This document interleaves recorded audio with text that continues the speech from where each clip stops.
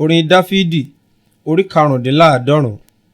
Olúwa, ìwọ ti ń ṣe ojú rere sí ilẹ̀ rẹ, ìwọ ti mú ìgbèkùn Jákọ́bù padà bọ̀, ìwọ ti dárí àìṣedéédé àwọn ènìyàn rẹ jì, ìwọ ti bo gbogbo ẹ̀ṣẹ̀ wọn mọ́lẹ̀, ìwọ ti mú gbogbo ìbínú rẹ kúrò, ìwọ ti yí padà kúrò nínú gbígbóná ìbínú rẹ.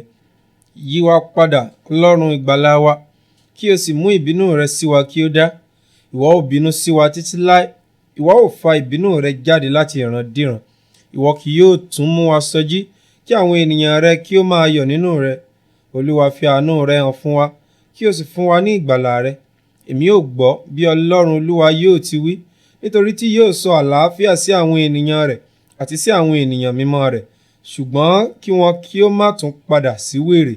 Nítòótọ́, ìgbàlà rẹ̀ súnmọ́ àwọn tí ó bẹ̀rù rẹ̀, kí ògo kí ó lè máa gbé ilẹ̀ wa. Àánú àti òtítọ́ pàdéra, òdodo àti àlàáfíà ti fi ẹnu kò ara wọn lé ẹnu. Òtítọ́ yóò rù jáde láti ilẹ̀ wá, òdodo yóò sì bojú wo ilẹ̀ láti ọ̀run wá. Nítòótọ́, Olúwa yóò fúnni lé èyí tí ó dára, ilẹ̀ wa yóò sì máa mú àsùnkún rẹ̀ wá. Òdodo yóò ṣáájú rẹ̀, yóò sì fi ipasẹ̀ rẹ̀ ṣe ọ̀nà.